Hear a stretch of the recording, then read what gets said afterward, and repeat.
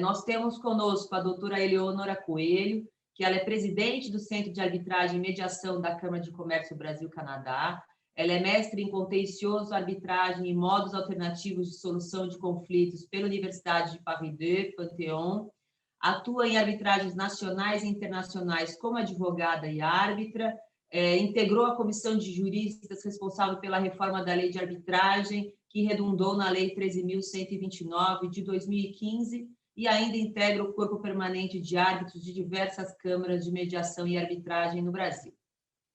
Recebemos também a doutora Fabiana Klassner-Lessiner, vice-presidente executiva jurídica e Chief Compliance Officer da Embraer S.A., graduada em Direito pela Faculdade de Direito da Universidade de São Paulo, com LLM pela Cornell Law School, nos Estados Unidos. Trabalhou como diretora jurídica para o Brasil e América Latina da Dupont, do Brasil. Foi associada do escritório Davis Polk e Wardwell, em Nova York, e como área de especialidade tem o direito societário, finanças corporativas, mercado de capitais, o compliance e antitrust. Um prazer tê-la aqui, Fabiana. E, finalmente, mas não menos importante, a doutora Marina de Mesquita Viles, que é vice-presidente de Relações Governamentais, Comunicação, Sustentabilidade e Responsabilidade Social na General Motors, é especialista em Direito Corporativo e Economia pela Fundação Getúlio Vargas e bacharel em Direito pela PUC São Paulo. A sua experiência profissional nas áreas jurídicas, financeira e tributária por mais de 15 anos de atuação na indústria automotiva e foi head da área tributária da Mercedes-Benz do Brasil. Gente, que poder! Muito, muito bem-vindas, que alegria tê-las aqui conosco. Então, eu queria abrir esse painel primeiro, pedindo para cada uma contar um pouquinho sobre a carreira, o caminho que trilhou, se tiverem à vontade, até compartilhar algum pedacinho de uma experiência profissional aí que foi obrigada a superar, numa breve abertura para que a gente possa aí mostrar para os nossos associados, para quem nos está assistindo, e revelar um pouquinho cada uma de vocês aí, o trabalho de cada uma. Então, começo na ordem da apresentação. Doutora Eleonora, por favor. Muito obrigada, Silvia. É uma grande satisfação estar aqui na ASP com você, que tem feito um trabalho incrível à frente da comissão de eventos, e ao lado da Fabiana e da Marina, que são realmente mulheres incríveis. E agradeço a cada um por estar aqui conosco. Contando um pouquinho da minha carreira, eu sou de Franca, do interior de São Paulo, então, realmente, trilhar uma carreira teve uma série de dificuldades, né? Como mulher, como vindo do interior, mas eu até gostaria de fazer uma ressalva aqui, que nós estamos falando de gênero, mas cada dia mais eu acho impossível a gente falar só de gênero e deixar a questão racial de lado, né? Então, por mais que eu vá contar aqui as dificuldades, os percalços que eu passei na minha carreira para chegar onde eu cheguei sendo mulher, eu tenho que reconhecer que, assim mesmo, eu sou muito, muito privilegiada por ser uma mulher branca. Então, fazendo essa ressalva e reconhecendo isso, eu gostaria de compartilhar aqui. Como eu disse, eu vim de Franca, do interior de São Paulo, vim fazer faculdade em São Paulo, fui estagiária de um grande escritório, e lá eu me formei, me pós-graduei, fui para a França, né? Então eu brinco que eu fui de Franca para a França, né? Só que esse cedilha custou muito para eu alcançar, né? E nesse grande escritório, onde eu fiz a minha carreira durante muitos anos, como toda grande instituição, depois a gente vai ver um pouco que os números mostram isso, uma cultura super machista, em que a mulher, enfim, para chegar lá, tem que passar por uma série de dificuldades, e como você pediu, Silvia, assim, só para contar um pouquinho de algo que eu vivenciei lá, na verdade, eu fui fazer minha pós-graduação na França, em arbitragem, que na época também era considerado algo como se eu estivesse fazendo um direito intergaláctico, muito pouco conhecido aqui no Brasil, muito pouco aceito, falavam que eu estava maluca, que eu ia estudar na França arbitragem, que não ia pegar no Brasil, porque isso era 1998, a nossa lei é de 1996, mas havia um questionamento da constitucionalidade. Eu acreditava, falei, não, é isso que eu quero e tal. Então, naquele momento, eu já tive uma dificuldade em aceitar uma nova área. E aí, quando eu voltei, passou um tempo, eu estava grávida. E aí, eu deixei de ser promovida junto com os meus pares. Então, apesar de eu ter uma pós-graduação na França, apesar de eu ter, inclusive, um diploma a mais que muitas daquelas pessoas que não tinham feito, eu não fui promovida. E eu perguntei, né? Falei, mas escuta, meu aproveitamento é bom, eu tenho pós-graduação, qual o motivo, né, de eu não ter sido promovida? A resposta foi, olha o estado em que você se encontra. O estado era grávida, né? Como se assim, veja, você está incapacitada, né? E tal. Aí eu pensei, talvez aqui alguém tenha vindo da cegonha, né? Imaginei eu aqui, não sei, parece que todo mundo aqui veio de alguma mulher, mas enfim. E aí aquilo realmente me causou muito constrangimento, né? E eu gostava muito de trabalhar nesse escritório, eu tinha uma carreira muito promissora e tal, mas aquilo me feriu. Eu falei, eu não vou ficar numa estrutura assim. E quando eu retornei da licença, inclusive eu tentei também implementar um sistema um pouco mais flexível que possibilitasse eu trabalhar muito. Sempre gostei de trabalhar muito, eu continuo trabalhando muito, mas que pudesse ser possível encaixar e cuidar dos meus filhos. E a resposta foi não. E aí eu saí de lá e fui para o escritório porte médio. E, na verdade, eu tive uma sorte que o maior caso de arbitragem até então, que era o caso Renault Caos, caiu naquele escritório comigo. E eu fiz a maior arbitragem até então, na época de 600 milhões de dólares. Então, você vê que, enfim, essa coragem que eu tive de sair de um grande escritório, que tudo dizia que seria promissor, eu fui atrás de um ambiente que me proporcionasse esse desenvolvimento que, para mim, era tão importante como mulher e como profissional, né? Enfim, a partir daí eu só trabalho com arbitragem, fui vice-presidente do Comitê Brasileiro de Arbitragem, secretária-geral do CANSA-CBC, presidente, e como a gente vai contar aqui um pouquinho, sou super engajada nessa questão da diversidade, de gênero, racial, acredito veementemente que isso é o mínimo para que haja legitimidade na atuação empresarial e, enfim, jurídica como um todo. Obrigada, Eleonora, obrigada. Eu sempre lembro de você falar o que é que eu faço agora com você, né? E o pior é que quem te deu essa palavra era uma mulher, não foi um homem. Isso que é mais triste ainda nessa situação. Doutora Fabiana, em breves palavras aí, sua abertura, por favor. Bom, obrigada também pelo convite. Queria agradecer, Silvia, a sua oportunidade que você me deu aqui de falar um pouquinho da minha experiência. Estou me recuperando do choque ainda, Eleonora, de ter ouvido a sua história, porque eu estou absolutamente chocada, né? Eu tive a sorte de não passar por isso, e eu vou colocar um pouquinho da minha experiência aqui. Na verdade, eu vou colocar duas situações, né? Primeiro é o seguinte, eu me formei na São Francisco com a doutora Silvia, nossa anfitriã, e logo depois, alguns anos depois, uns 3 anos depois de formar, eu fui fazer um mestrado nos Estados Unidos e trabalhei lá no escritório americano mais 4 anos. Os americanos estão à nossa frente, né, no quesito diversidade. Então, a gente estava no escritório que tinha diversidade de raça, assim, bastante, era bem equilibrado, tinha muita diversidade de raça e tinha muita mulher também, mulher sócia. E eu estava naquele ambiente americano e voltei para o Brasil. E o engraçado é que eu não me deixei intimidar. Eu voltei para o Brasil, eu estava 6 meses de gravidez. E eu falei, bom, ninguém vai me contratar grávida, né? Com 6 meses, ninguém vai me contratar. Esperei dar a luz, e aí eu morava em Alphaville, que era o local de sede da Dupont no Brasil. E eu falei, eu vou mandar meu currículo para a Dupont, quem sabe trabalha perto de casa, dá certo e tal. E eles me chamaram para a primeira entrevista, minha filha tinha 2 semanas. E aí eu fui, eu não tinha nem roupa, né, que coubesse para usar para a entrevista, fui, aí foi um processo de seleção que demorou uns 2 meses, aí ela estava com 2 meses, eles me ofereceram a posição, e eu acho que eu estava com aquela cabeça de óculos cor-de-rosa, né, de ver o mundo bonitinho, eu falei assim, vocês me deixariam ficar 4 meses em casa, como se eu tivesse de licença, e entrar só em setembro? Só que era junho e julho. Eles falaram sim. Então, assim, foi a primeira... Eu dei a sorte de estar numa empresa multinacional americana que tinha já e sempre teve essa visão de qualidade de vida, de diversidade. A Dupont tinha uma visão muito à frente, né, do que a gente estava acostumado. E eles falaram sim, se é para você ter essa qualidade de vida, e a lei no Brasil te daria 4 meses se você estivesse conosco, toma esses 4 meses. Minha filha fez 4 meses, eu entrei no dia seguinte. Então, assim, eu comecei uma jornada...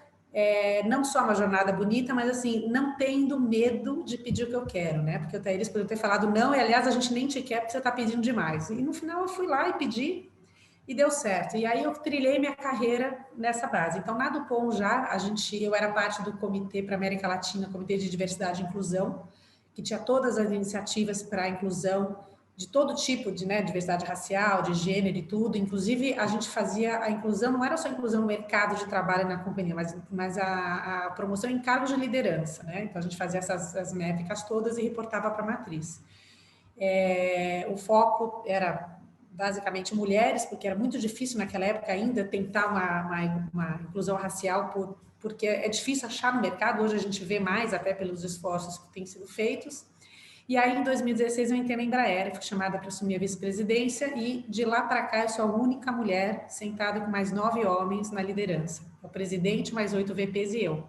Então, eu tive as duas moedas, né? Uma que eu foram super inclusivos comigo, e uma outra que eu estou sozinha lá, mas eu aprendi a lidar com isso, a gente fala um pouco sobre isso depois, mas o resultado é que eu como a Eleonora também, para mim é uma bandeira que eu levanto muito, eu tenho muita iniciativa nisso, e eu tenho orgulho de falar que eu fui a primeira pessoa a contratar uma diretora que estava grávida, ela engravidou no meio do processo de seleção, e eu gostei, peguei ela assim mesmo, ela ficou 3 meses, saiu de licença, voltou, que a gente contrata as pessoas por longo prazo, eu não contrato para os próximos meses. Então, Leonora, tem uma história de sucesso aqui para te contar, que eu contratei uma grávida e foi a primeira pessoa em uma companhia que era ex-militar, ex-estatal, a contratar uma trans. Eu tenho uma trans na minha equipe, que é a única hoje na Embraer, eu espero que seja a primeira de muitas.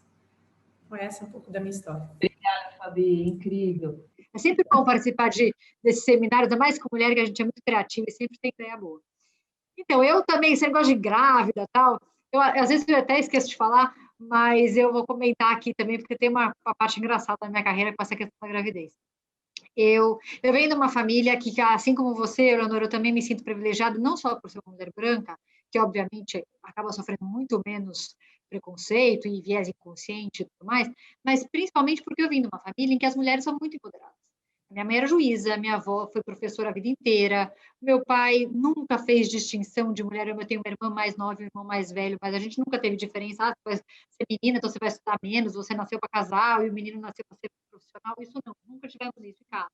Eu acho que isso também é a forma como nós somos criadas, é também uma forma de, como nossos pais, as nossas mães, os tios, os avós, os irmãos, né, os homens que estão ao nosso redor, durante a nossa infância, adolescência e formação profissional, é muito importante. Então, eu sempre dei muita sorte, além de vir de um ambiente matriarcal e, de certa forma, muito igualitário, eu também eu tive muita chance na carreira, eu tive excelente oportunidade de trabalhar com homens que sempre me apoiaram muito e não fizeram essa distinção, né? Eu comecei minha carreira no trem de Rossy Watanabe e sempre fui super, assim, nunca tive problema, sempre teve muita mulher no trem, então eu trabalhei com homem, trabalhei com mulher, eu não sentia nenhum preconceito lá, não tinha nenhum problema com isso, então eu me formei na PUC, né? Daí eu fui para o Trent, pouco depois de me formar, apareceu uma vaga no jornal, até imaginar essa coisa, né? A vaga no jornal, acho que ninguém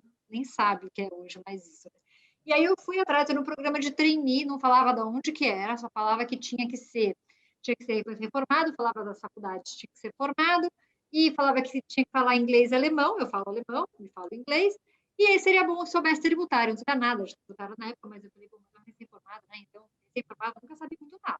Falei, vou tentar. E mandei. Por coincidência, era a Mercedes, o meu irmão na época trabalhava na Mercedes, eu já gostei de cara, porque eu já tinha, assim, uma admiração pela marca, eu sempre gostei do setor, o meu irmão trabalhava lá, entrei no programa de trainee, e o programa de trainee lá também era igualitário, tinha mulher, tinha homem, tinha de tudo, então eu acho que tinha um negro, inclusive, naquela época, gente, faz tempo, ele é nosso colega até hoje, então os alemães são bastante diversos, né, inclusivos. Tem uma questão ainda com a mulher que eu acho que eles têm que melhorar muito, mas da inclusão feminina, principalmente das mães, mas em termos de gênero, de etnias, eu acho que eles são muito mais abertos que a gente, eu aprendi muito lá com eles, fui morar na Alemanha, fui estudar na Alemanha, também notei, lá existe uma liberdade também de, não só de etnias, mas de religião, eles têm contato com vários tipos de religião diferentes, coisas que nós também não temos, eu acho que é um ponto importante da diversidade, né? Como que você mistura a diversidade de gênero, a questão do LGBT com a religião e com as etnias. Aí sim, né? Quando a gente conseguir colocar todos esses grupos juntos, aí sim a gente vai ser um país de fato inclusivo. Passei por essa experiência na Alemanha, voltei dentro da Mercedes, então eu comecei com trainee, supervisora, gerente sênior e head da área de tributário.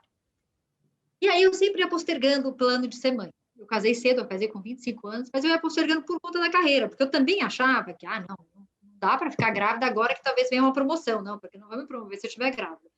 Aí, quando finalmente eu cheguei como head, eu falei, bom, agora eu chego como head, né, vou ficar um tempo aqui, vou engravidar, vou pensar em engravidar, daí comecei a pensar, tal, né, mudar, parar os tratamentos para não engravidar, aí me apareceu uma oportunidade de fazer uma entrevista na GM, eu achei, nossa, então acho que vou postergar um pouco, e fiquei com aquilo na cabeça, o processo demorou um pouco, no meio do processo eu descobri que estou grávida, e descobri super tarde, porque eu não estava tentando, então eu descobri meio tarde, assim, com 3, quase 4 meses de gravidez, liguei na GM e falei, olha, eles estavam me ligando para marcar a entrevista com o presidente e com o CFO. Eu liguei e falei, olha, o problema é assim, eu adoraria, mas eu estou grávida, então eu acho que eu não vou poder participar, tal.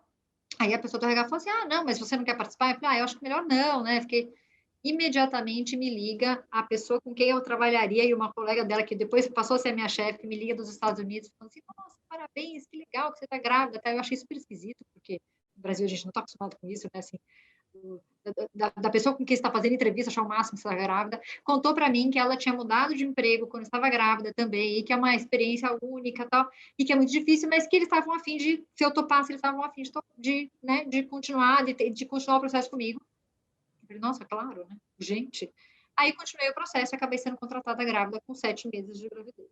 E na entrevista com o meu presidente hoje, né, com o Carlos Alenga, que ele era, na época, ele era o CFO, então ele ia ser meu chefe, e eu fui com uma roupa bem justa, assim, um vestido justo. Eu estava até com esse casaco que eu estou mas eu usava um vestido justo para mostrar a barriga, para não ter aquela dúvida, será que ela está grávida mesmo? Será que é essa? Eu deixava bem óbvio, para ninguém perguntar. No meio da entrevista, ele falou, você tem algum problema de começar imediatamente? Eu falei, não, e eu pensei, meu Deus, o cara não percebeu que eu estou grávida, né? Aí eu falei, como é que eu vou falar isso? Eu falei, olha, começar não, mas talvez eu tenha que parar daqui uns 2, 3 meses, que eu estou... Eu nem terminei de falar, eu falei assim, não, eu sei que você está grávida. Ele falou assim, como é? Eu sei que hoje é segunda-feira, né? A gente não está te contratando para curto prazo, a gente está te contratando para longo prazo. A licença maternidade são o quê? 4, 6 meses? Bem, ele falou de um jeito assim, tão... E ele é um homem super objetivo, né? Assim, eu já estava morrendo de medo. A hora que ele falou isso, eu falei, ai... E aí eu saí da entrevista também, né? Plácida, assim, gente, como é que pode? Comecei, trabalhei 2 meses, eu dei a luz 8 horas depois de sair do escritório. Eu saí do escritório super tarde, porque claro que veio uma pessoa ficar no meu lugar, né? Veio uma americana que era minha chefe, ela ficou no meu lugar durante a minha licença. Ela chegou um dia antes, a gente ficou o dia inteiro no escritório. E aí a gente saiu do escritório, acho que era quase 10 horas da noite, às 6 horas da manhã estourou minha bolsa. E aí eu fui para o hospital. Então, assim, eu até brinco, né? É super legal essa história de contratar grávida, mas ser contratada grávida é um desafio. Eu brinco assim, que assim, é muito difícil. Aí a minha carreira na GM acabou sendo super... A GM é uma empresa americana, também com a cabeça muito aberta, a presidente mundial é mulher, nós tivemos que... A empresa hoje ela tem mais mulheres no board nos Estados Unidos do que homens. Tivemos CFO e CEO mulheres por muitos anos, né? Agora, recentemente, a Dívia saiu foi para uma outra empresa. Então, é uma mentalidade aberta. Eu brinco que a diversidade de gênero na GM foi tão mais rápida que, na verdade, a gente já está em outra fase, né? Já existe a diversidade entre mulheres e homens e a equidade já é quase que um tema normal, né? Uma inclusão efetiva. E aí, ficando lá, eu passei por toda a área tributária, me tornei responsável pela área tributária da América do Sul, e em 2019, aí que assim foi um grande desafio da minha carreira mais atual, né? É que eu passei, então eu fui promovida a vice-presidente da área governamental, comunicação e sustentabilidade, ESG, né? Na verdade, essas siglas junto ao ESG. Esse foi um grande desafio, inclusive porque são áreas tipicamente masculinas, né? A área de comunicação não, mas de governamental é uma área bastante masculina e a gente vê muito isso em Brasília. E eu me surpreendi o tanto que o fato de ser mulher pode ser benéfico para isso, porque muita gente não está acostumada a lidar com mulher, então surpreende um pouco. Essa foi, então, a minha carreira e, de certa forma, o fato de ser mulher, eu acho que trouxe bastante vantagem até dentro das empresas onde eu trabalhei, porque isso era visto nas posições que eu estava como vantagem e não desvantagem.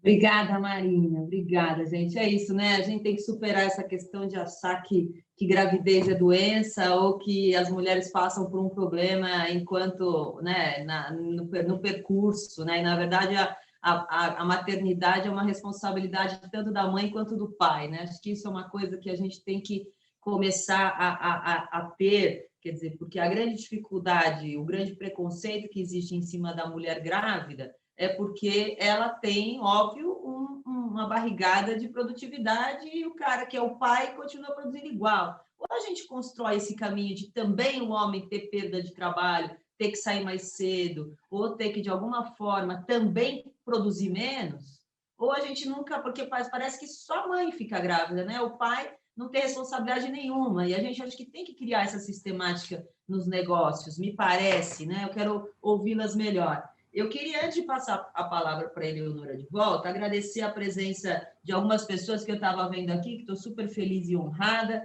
da querida amiga Débora Visconti, dos nossos conselheiros Eduardo Mangi, Clarice Lara Leite, Elaine Camargo, da doutora Denise Berzin, enfim, muito bom tê-los aqui conosco, além de todos os associados que também estão nos assistindo, mas queria, na pessoa deles, cumprimentar a todos mais uma vez. Eleonora, eu queria, na verdade, que você colocasse, a pergunta vai rodar também para todas, brevemente, eu acho que a gente estimou mal esse tempo, porque eu podia passar horas conversando com vocês, mas como é que se faz para implantar um programa de diversidade? O que tem que ser feito numa empresa para criar essa conscientização? O que vocês fizeram dentro das estruturas de vocês? Que benefícios vocês colhem disso? Que ferramentas a gente tem para poder permitir essa criação dessa diversidade? Enfim, queria que daí cada uma de vocês colocasse essa perspectiva para todo mundo que está nos assistindo, para mim também, por favor. Silvia, se me permite, eu vou compartilhar uns slides só para mostrar uns números aqui com vocês.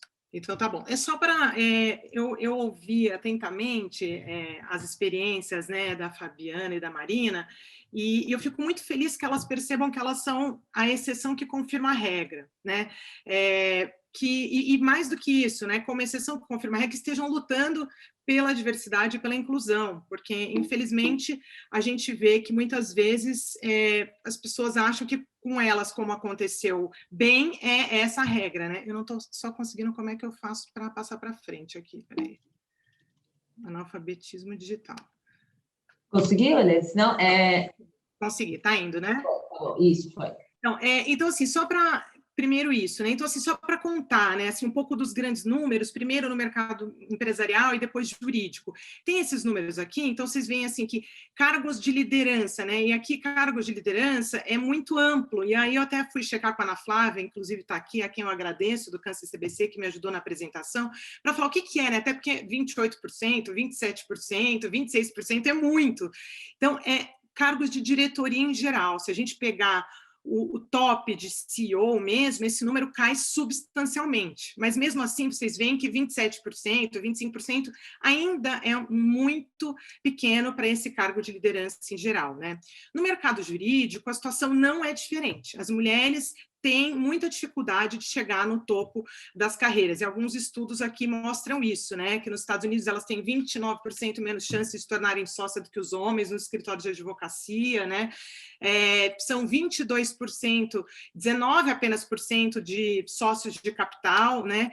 E aqui no Brasil, 34% sócios de capital. Então, apesar de na base da pirâmide a gente ter mais mulheres, para elas chegarem no topo existe o famoso pipeline leak, que é uma expressão usada nos Estados Unidos, que é um vazamento que tem no meio do caminho por uma série de motivos, né? E esse número a gente vê também aqui pelo nosso judiciário, né? Se vocês pegarem na base da pirâmide, então, 55% dos estudantes são mulheres, mas, por exemplo, no segundo grau, nós temos aí 21% de mulheres. Então, esse pipeline leak aí mostra que nós perdemos pelo caminho aí esses 30% de mulheres, né?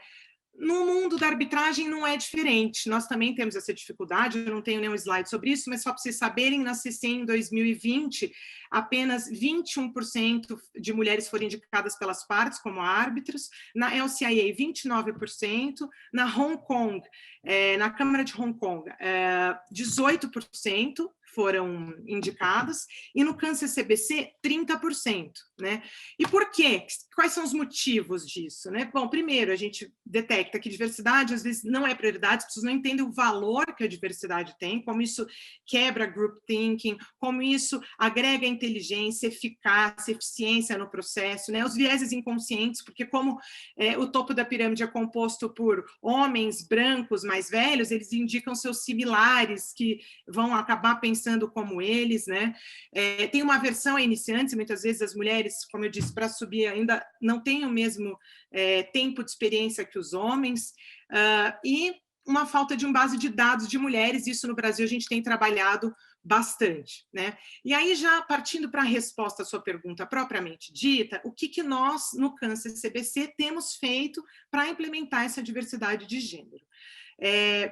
Bom, em 2018 nós assinamos uma resolução, nós assinamos esse pledge, né, que foi um compromisso internacional de diversas instituições do mundo, e nas quais, por meio dessa resolução, nós nos comprometemos a termos, no mínimo, 30% de palestrantes. Então, além de nos nossos eventos, a gente não patrocina, não apoia nenhum evento que não tenha pelo menos 30% de palestrantes. A Silvia e a Débora, que está aqui conosco, são testemunhas de que nós realmente implementamos isso, e não só implementamos, como a gente fiscaliza e fomenta muito a participação de mulheres nos eventos acadêmicos em geral, né? 30% no mínimo de mulheres em comissões, 30% no mínimo de indicação de árbitras pela instituição, mas eu posso dizer para vocês que a gente indica mais de 50% de mulheres quando é a instituição que tem que indicar árbitras, e 30% no mínimo de lista de árbitros. Eu tenho a alegria de dizer que quando eu entrei no CAN-CCBC para ser secretária-geral, nós tínhamos 14% de mulheres na nossa lista de árbitros, e hoje nós temos 33% de mulheres. Nós conseguimos não só alcançar a meta, como bater essa meta, né? Então, a gente tem estatísticas que mostram esse número de árbitras indicados, porque a transparência sempre fomenta a diversidade também, né? Mentorias e outras iniciativas. Uma iniciativa recente que nós temos foi a contratação de uma consultoria de diversidade e a implementação de medidas não só pela diversidade de gênero, mas também diversidade racial dentro da instituição, né? Nós temos um comitê interno de diversidade que está em ação, com uma série de palestras, eventos, promoção da cultura da diversidade, então, não somente a contratação, né, mas o fomento dessa cultura diversa como um todo, porque a gente sabe muito bem que não adianta também a gente falar assim, veja bem, eu tenho uma pessoa negra trabalhando com a gente, né? Isso até vira muitas vezes um álibi para que se perpetue o racismo, para que se perpetue a ausência de diversidade, né? Então, a gente quer, de fato, criar um ambiente diverso, e essas são as medidas que a gente está tomando. Obrigada, Eleonora, muito obrigada. A gente, na verdade, não só controla, como vai atrás, se vê evento só de homem, porque tem que incluir melhor mulher no meio, né? Tem como chama? Uma comissão de guerrilha, né? Para atacar quando a gente vê que não tem. Fabi, por favor. Sil, só antes de eu falar um pouquinho da Embraer, eu queria só falar um complemento àquele seu comentário, né, de dividir com o marido quando tem a maternidade, que só a mulher... Eu não acho que a mulher perde produtividade, aliás, a gente mostra que a gente consegue dobrar a produtividade, porque a gente produz como mãe e produz como profissional, né? E eu acho que essa capacidade a gente tem que dividir em casa, é a capacidade de fazer mais, né? E eu acho que a gente...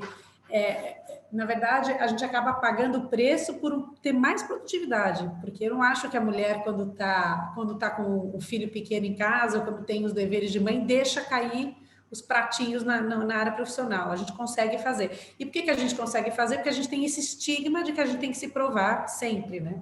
E eu acho que esse estigma é uma coisa que vem muito contra nós, né? Porque a gente naquela ansiedade de mostrar, olha, eu faço tanto quanto ele, eu tenho que ter o mesmo salário, eu tenho que ter as mesmas oportunidades, a gente acaba fazendo muito mais. A minha percepção é essa, entendeu? Principalmente agora, você vê na pandemia, quantas reuniões você não vê a mulher fazendo, o filho entrando toda hora para encher, mas no homem você não vê muito isso, porque o filho sabe que ele vai lá porque ele é principalmente os pequenos, quem resolve as coisas em casa é a mãe, né? Então, assim, a gente tem essa capacidade, eu acho que a gente não tem que ser vítima dessa capacidade, a gente tem que sim dividir, mas o fato é que a gente não acaba perdendo produtividade, eu acho que a gente acaba trabalhando mais, né? Verdade, concordo. A minha percepção. Mas a Embraer, aliás, Eleonora, super parabéns pelas iniciativas do Câncer CBC. Infelizmente, acho que a Embraer ainda tem muito a trilhar, e aí é um pouco de histórico, né? De novo, como eu falei, ela é ex-estatal, ela é uma ex-militar, e a Embraer tem a maior população da Embraer são engenheiros aeronáuticos. Eu falo assim porque realmente a maior parte é homem. Então, isso explica muito porque eu estou sozinha lá na liderança, mas a gente tem feito, acho que a gente tem evoluído a passos largos na companhia, desde a entrada do nosso CEO, ele fez 2 anos agora e veio de fora da Embraer, e ele trouxe alterações assim de base muito importantes, né? Então, uma das coisas que a gente fez quando a gente perdeu o negócio com a Boeing no ano passado e reintegrou a aviação comercial, a gente fez logo antes da pandemia, a gente fez na verdade, um trabalho, e depois incluiu a aviação comercial, que chama um trabalho de reestruturar os pilares de cultura da companhia. E dentro desses pilares de cultura entrou o pilar diversidade, que era uma transformação cultural. O que quer dizer uma transformação cultural? Não basta a gente colocar no papel, né? Transformação cultural, primeiro, a liderança tem que abraçar a transformação. Então, se a liderança dentro de uma corporação como a Embraer não abraçar e não der o exemplo, não fizer acontecer, a coisa não acontece. Tem que acontecer, o CEO é o garoto propaganda da companhia, os VPs são os garotos propagandas da companhia, e tem que acontecer. E eu, como compliance, né, eu acho que eu tenho um papel fundamental na área de treinamento, na área de detecção dos escapes, que é o nosso canal de denúncia. Então, nosso canal de denúncia é aberto 24 horas por dia, 7 dias por semana, é um canal anônimo e o princípio básico é não retaliação. E a gente trata qualquer alegação de assédio moral ou assédio sexual, qualquer tipo de discriminação com muita seriedade, muita urgência, e se a gente sabe que tem retaliação, é demissão na hora, tá? Se a pessoa resolveu retaliar contra ele. Então, eu acho assim, a liderança está mudando esse jogo. O conselho de administração, que até agora tinha uma mulher só, já tem outra agora na chapa, que vai concorrer à eleição do conselho agora em abril, já tem uma segunda mulher, que aliás é uma super defensora da diversidade, super atuante nessa área, né? Já está na chapa, vai ser publicada amanhã. Então, espero que a gente tenha 2 mulheres no conselho, que já é um número super bom, se comparado com o passado. E a gente andou promovendo, no ano passado para cá, várias engenheiras para chefes de planta, né? Então, por exemplo, a planta que faz os aviões, como esse que eu estou sentada aqui, o executivo, que fica em Melbourne, na Flórida, é uma mulher brasileira que foi expatriada e que é a líder dessa planta, e a líder da planta que faz os militares, os aviões super tucanos, também na Flórida, que é uma outra planta, Jacksonville. A gente tem uma mulher à frente da nossa planta que fabrica trens de pouso, e a gente agora tem uma mulher na nossa planta em Gavião Peixoto que faz todos os aviões militares, inclusive o C-390, que é o cargueiro. Então, assim, as nossas maiores unidades de montagem final dos aviões, tirando a de São José, que é a área comercial, né? Mas todas as outras são lideradas por mulheres, que é um orgulho vê-las reportando, assim, e é muito bonito, porque você vai na planta, tem flor, além de ter as linhas de produção, tá cheio de flor, tá colorida, o pessoal tem um toque diferente, né, quando a líder é mulher. E a Embraer criou também um programa chamado Embrace, que é abraçar a diversidade, Embrace Diversity, tá em inglês, mas que também tem um jogo de palavras aqui com Embraer. E além do Embrace Diversity, que é diversidade em geral, a gente tem o Embrace Mulheres, do qual eu também faço parte, que está criando um programa de mentoria. Então, as líderes da companhia estão assumindo mentorias com jovens, ou de estágio, ou jovem aprendiz, e a gente reúne com uma certa periodicidade mensal para dar mentoria. Eu recebi aprendiz ontem, a minha estagiária, na verdade, eu recebi o nome dela ontem, esse programa que está começando agora. Então, a gente está com bastante iniciativa, e eu espero que daqui a gente só vá para frente. Então, a Embraer tem muito a alcançar ainda para chegar numa GM, Marina, mas eu acho que a gente está no caminho certo. Concordo, Fabi, muito bom, muito bacana, né? É difícil mudar a cultura, mas é todo dia que se faz a mudança, né? Não adianta que não vai acordar um dia e o mundo vai estar mudado, não. é um dia por vez, todo dia sem parar, né? Trabalho de formiguinha. Eu acredito muito no canal de denúncia, eu acho que é uma forma de você educar e dar liberdade, dar autonomia e segurança para os oprimidos e para as oprimidas, né? Para as pessoas que se sentem constrangidas de certa forma, acho que é uma ferramenta muito eficiente. A mentoria, eu também acredito muito em formar pessoas. E aqui para o nosso associado, que de certa forma também a gente tem os grandes escritórios, mas também tem os escritórios pequenos, o que eu acho que uma mensagem que é importante ficar é que essa preocupação não é só das grandes estruturas, né? O respeito à estagiária, o respeito à secretária, o espaço de comando, a oportunidade de carreira, ela se dá no escritório de 1, de 2, de 100, ou nas grandes empresas, né? Então, até dentro de casa, né? Como é que eu estou tratando o meu filho e a minha filha? Eu estou criando diferenças ou estou dizendo que os dois podem a mesma coisa, né? Então, a gente... esse tema do compliance, eu gosto muito dele, né? Dessa coisa da inclusão, porque a gente sempre fica, parece que é distante, é só a mega empresa que tem, mas, gente, compliance vem de casa, né? Meu filho pode mais que a minha filha, mas ele é homem, ele pode, mas ele não pode. Quer dizer, a gente já dentro de casa também começa a dar essa munição, né? Ou criar essa cultura incutida na cabeça, e que isso vem muito para nós, mulheres, do que a gente não pode, né? E que daí é tão importante quanto na GM, tão importante quanto na Embraer, no CBC, enfim. Mas só para complementar, eu acho que essa geração nova está diferente, porque quando eu contratei uma trans para a nossa equipe, eu fui contar para minha filha de 16 anos, que também é uma super defensora, eu tenho 2 meninas, e ela falou, eu falei, filha, acabei de contratar, você foi a primeira pessoa que contratou uma trans para a Embraer. Ela olhou para mim e falou, e daí? Tá bom, realmente, e daí? É uma profissional e ponto. Muito bom, Fabi. Marina, a tua experiência na GM aí, quais são, como é que foi implementar as políticas, como é que vocês trabalham nisso, como que funciona lá essa leitura de inclusão?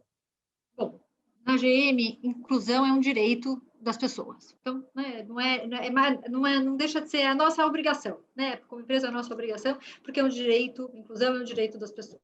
E para a GM, como empresa, é uma vantagem competitiva. Por quê?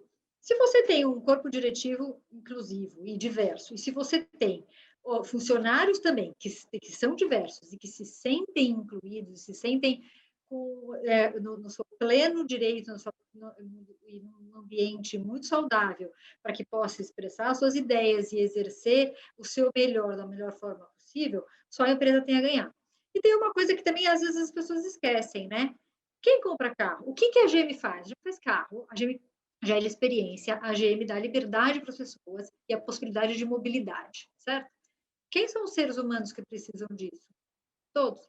Tanto faz a sua cor, a sua religião, o seu sexo, a opção sexual, não importa.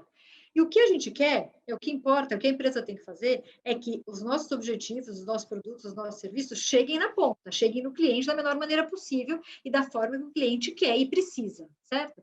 Se a gente tem um board, por exemplo, de só homens, héteros, brancos, de uma nacionalidade só, de uma religião só, eles têm mais ou menos o mesmo perfil e mais ou menos as mesmas necessidades, né? As mesmas ideias, tem os mesmos contatos, tem mais ou menos o mesmo grupo de amigos. Se você tem um board diverso, ou uma diretoria diversa, gerentes diversos, e tudo isso, e assim para baixo, a pirâmide inteira é diversa, e inclusive, não adianta ser só diverso, mas também tem que ser inclusivo, para que as pessoas que se sintam um pouco diferentes, elas também tenham voz dentro da empresa,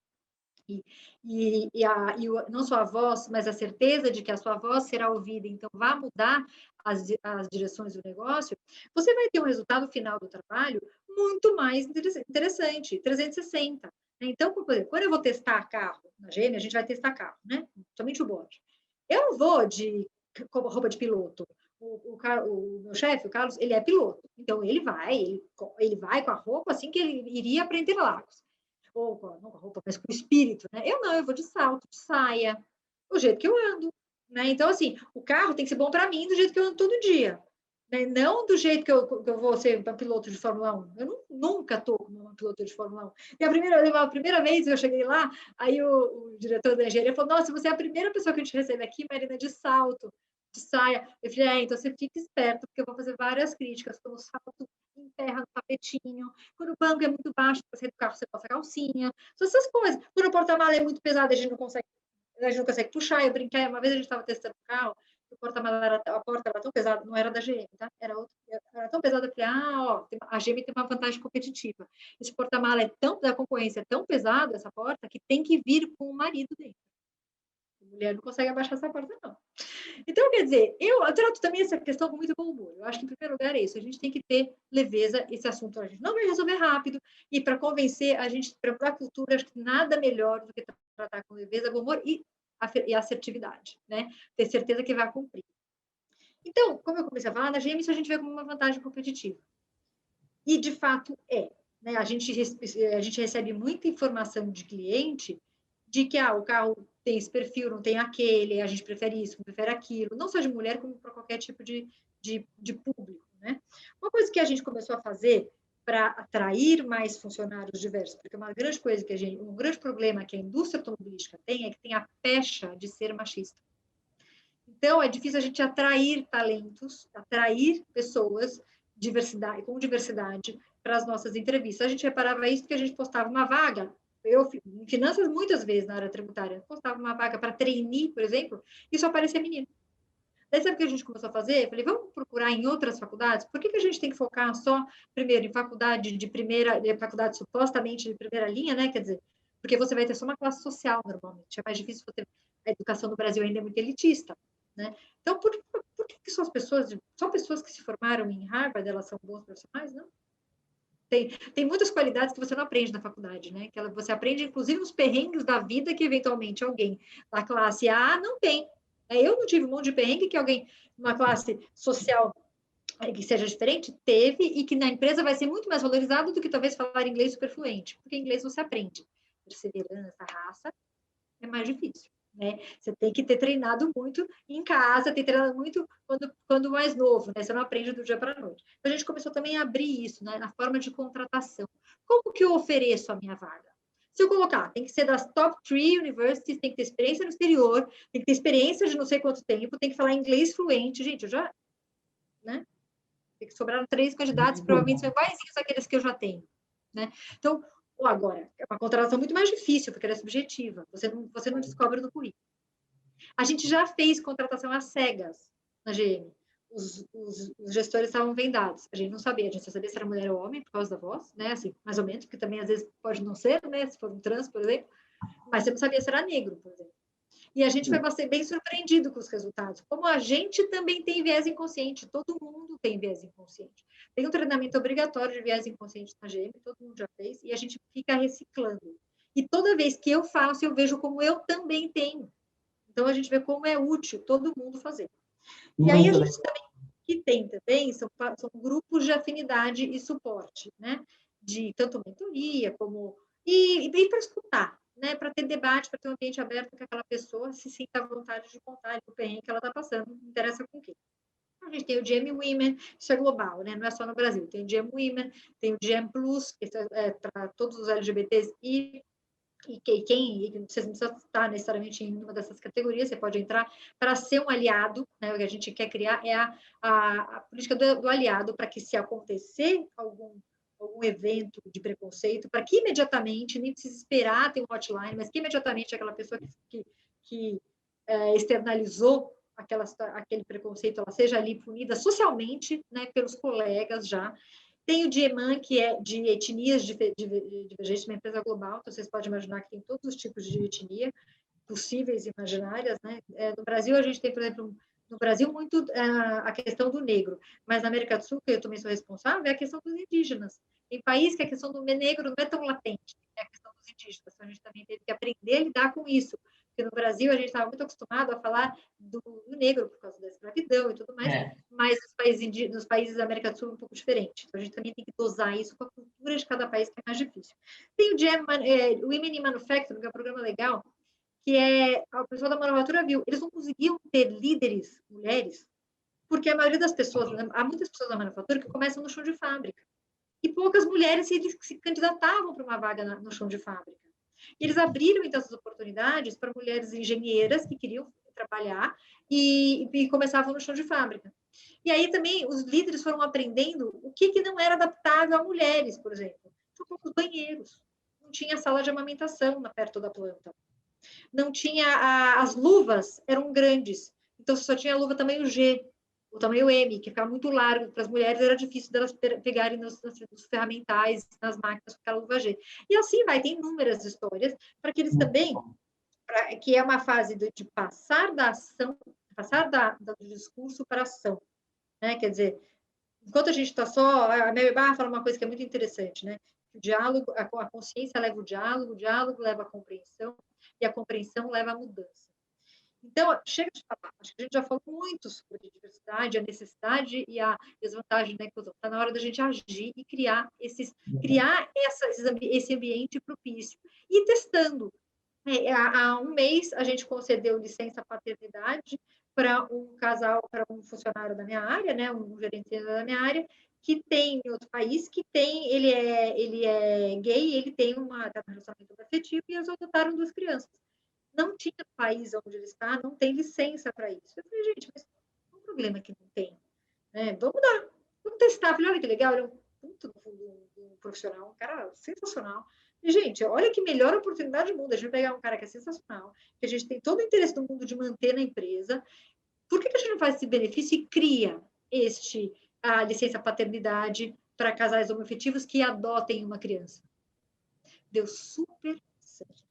Então, quer dizer, eu até incentivo a que, mesmo que não haja política, às vezes, criada, se tem algum caso na sua área, que nem a Fabiana comentou da contratação de trans, se esperar a empresa criar uma política para a contratação de trans, contrata. Né? E aí, quando você contratar, espera ver quais são as questões. Uma coisa que eu perguntei na minha área esses dias foi o seguinte: vem cá, gente, se a gente contratar um trans, como é que fica a questão dos banheiros? Vocês ficam confortáveis? Como é que a gente deixa a pessoa confortável e a gente confortável? Como é que vai ser isso? Porque é importante fazer as perguntas. Né? A diversidade ela gera desconforto às vezes. Né? E aí, como que a gente vai enfrentar isso de forma transparente, natural, aceitando aqueles também que estão com a dificuldade de aceitar, que também não é fácil, né? Não apontar o dedo e criar uma polarização? Como que a gente sai do discurso para a ação? A gente teve esse debate na ASP tempos atrás, mesmo essa preocupação de toalete, de banheiro, enfim, de conseguir manter essa diversidade mesmo, e essa preocupação de respeitar cada um, né? Cada um, ou cada uma, né? Independente. E só queria também registrar aqui a alegria deste ano, que pela primeira vez, em 78 anos de entidade, nós temos a primeira mulher presidente na ASP, doutora Viviane Girardi, que tem sido motivo de orgulho e tem exercido o seu mandato com muita dignidade, com muita força, mostrando realmente como estamos, né? no momento, e que não há realmente qualquer diferença entre homens e mulheres. Conseguimos também paridade no conselho, o conselho gestor da ASP, que indica a diretoria, composto por 21 membros, e esse ano nós temos 10 mulheres e 11 homens, o que nos dá aí também uma super alegria. Quando eu entrei na ASP éramos 3, hoje somos 10, então é muito bacana ver isso na prática sendo reconhecido. Eu vou pedir muitas desculpas, esse painel foi muito mal programado pela diretora cultural, uma moça chamada Silvia, que ela tinha que ter estimado esse período um pouco maior para a gente poder conversar efetivamente, e eu acho que eu já proponho aqui a gente fazer um outro painel mais amplo, trazer homens para o debate, fazer uma história mais bacana ainda nessa área. As 3 já estão convidadas, porque eu acho que a gente tinha muito ainda para compartilhar e para dividir com os nossos associados. Então, assim, eu queria pedir uma palavra final de cada uma de vocês, e aí mesmo, 1 minuto e 15 segundos de cada uma, para concluir dizendo, quer dizer, o que vocês dão ou dariam, né, de recomendação para os advogados e advogadas, nas vidas pessoais, de melhoria para o futuro. Qual seria aí, em 1 minuto de cada uma, essa dica, e também já aproveitando para despedida de cada uma, e aí depois a gente dessa rodada encerra. Eu gosto muito da frase de Gandhi, que é o seguinte: seja a mudança que você quer ver no mundo, né? Então, em primeiro lugar, eu recomendo assim: engajem-se, sejam atores da sua própria história. A gente só vai fazer a mudança nos engajando, né? Para as mulheres especificamente, rede de apoio, sororidade, quebrar crenças limitantes de que mulher não é amiga de mulher. Isso é muito ultrapassado. Mulheres são, sim, amigas de mulheres. Mulheres, sim, apoiam mulheres. E essa rede é extremamente importante. Busquem, se valham dessa rede, né? O empoderamento. Nós, líderes aqui, vamos buscar o empoderamento, não só o empoderamento com oportunidade de mentoria, etc., mas o empoderamento financeiro também, né? A Ana Flávia, que me ajudou a fazer essa apresentação, ela citou um livro da Virginia Woolf que fala um teto todo seu, né? Que a mulher, para escrever uma ficção, ela precisa de um teto todo seu e dinheiro. Então, esse empoderamento nos diversos aspectos, né? Inclusive econômicos das mulheres e de outros benefícios, como foram citados aqui pela Fabiana e pela Marina. E, por fim, eu acho que a gente tem que fazer esse tipo de debate que a gente está tendo aqui, fomentar, trabalhar, trazer as claras. Isso é super importante e isso aumenta a consciência, que, para mim, é um caminho sem volta. Baita presidente que eu tenho. Obrigada, Leonor. Eu sou a primeira mulher presidente da instituição. Primeira mulher presidente do CCBC. Tinha me faltado dar essa notícia também. Em todos os anos de entidade. Quantos anos, Eleonora? 40 anos de instituição. 40 anos de instituição, primeira mulher presidente, doutora Eleonora Coelho. Faltou consignar esse detalhe tão importante. Doutora Fabiana, por favor. Bom, ela usou a frase do Gandhi, eu vou usar uma frase do Einstein, tá? Que eu também já tinha coincidentemente preparado. É a definição de insanidade. O Einstein fala que insanidade é você fazer sempre a mesma coisa e esperar resultados diferentes. Então, assim, se a gente não mudar a ação, e eu concordo, na verdade, eu ia repetir o que a Eleonora falou. Acho até fácil copiar o que você falou, Eleonora, porque é exatamente a mesma coisa que eu ia falar. Não dá para a gente esperar o mesmo resultado se a gente não fizer coisa diferente. Eu acho que o exemplo da Eleonora é o melhor exemplo, porque ela abriu mão de um escritório grande, achando que portas podiam se fechar, na verdade, portas só se abriram para ela, né? E eu acho que o mundo está caminhando por uma situação de intolerância nesse sentido. As pessoas não vão mais tolerar desigualdade. E eu acho que quanto mais convicção nós tivermos e mais nós nos empoderarmos para buscar essa igualdade, acho que melhor vai ser para a gente se juntar. E eu tenho orgulho de falar, eu tenho 2 filhas, né? As 2 meninas, e é o que eu tento ensinar para elas. São super engajadas as 2 e eu acho que elas, na cabeça delas, o mundo não tem outro jeito de ser. Para elas, assim, elas não têm esse receio que a gente tinha quando eu tinha a idade delas, de será que eu vou ter espaço nesse mundo? E a gente tem que abrir esse caminho para essa geração que está chegando, de forma diferente. Maravilhoso, Fabi. Obrigada, linda. Obrigada mesmo pelo convite. Olha só, o Caio Souza, que está nos assistindo, parabeniza pelo tema. Sou negro e senti muito ao longo da vida certos receios, sei bem que com a mulher é parecido. Temas como esse são incríveis. Então, o próximo case de compliance de sucesso, que vai ser o nosso próximo evento, vamos falar não só de mulher, mas também de diversidade racial, que é tão importante. Marina, por favor, seu minuto final. A Eleonora citou Gandhi, a Fabiana citou Einstein, eu vou citar minha mãe. Porque, então, para mim, eles estão quase todos ali, ó, no mesmo patamar. Ela sempre falou o seguinte, que preconceito não só se debate, se combate. Então, ela sempre falou isso para a gente e eu estou vendo como isso é importante e como isso tem resultado muito rápido. Então, o que eu gostaria de falar, tanto o pessoal aqui que trabalha com direito e com compliance, que vamos fazer com que o direito e as regras de compliance, elas tenham a finalidade de não só ser um emaranhado de regras, eu só aprendi com a minha amiga Elisa Macari da ICTS, que compliance não é só isso. Então, para quê? Então, vamos criar, por meio do direito do compliance, regras e diretrizes para tornar o ambiente de trabalho e a sociedade mais íntegra, mais ética e muito mais saudável. E mais saudável, para mim, quer dizer mais diverso e mais inclusivo.